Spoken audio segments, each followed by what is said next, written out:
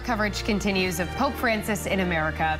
As we first reported at the top of the newscast, right now the Pope is celebrating his first U.S. Mass. Yeah, there's a crowd of thousands at the National Basilica. Eyewitness News reporter Danielle North is in Washington with the excitement there. Hey, Danielle, I know those crowds there have just been absolutely incredible.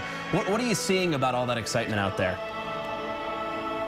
Well, one thing I want to point out to our viewers is Mass is ongoing right now, and so I can only speak softly as the celebrant behind me sings the Alleluias before the pontiff prepares to say the gospel in front of this crowd today. One of the things that I really noticed first, right off the bat, was just the level of patience for everyone who came out today, many of them having to stand here for hours in the sun before the pontiff prepared Mass today.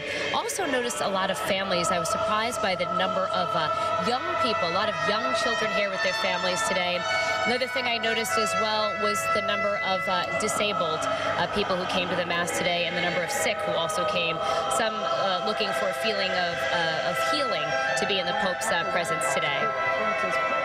And Danielle, I know you touched on security. Yesterday we saw a picture of you and our photographer Corey waiting in the media security line. Has that gotten amped up since the Pope arrived, all the security there? Well, I have to tell you, the security process did not go very smoothly when we first arrived here today. It actually was delayed by about 90 minutes.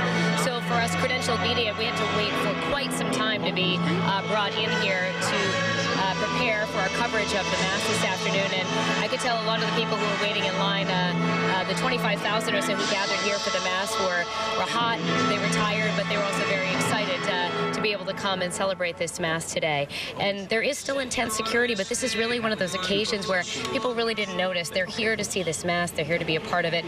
So the federal agents, the police, really kind of going unnoticed here today. Danielle, let's talk about the Pope for a second. His message has been inclusiveness while he's been out there. So have you gotten a good reaction from people about that message and what he's telling people?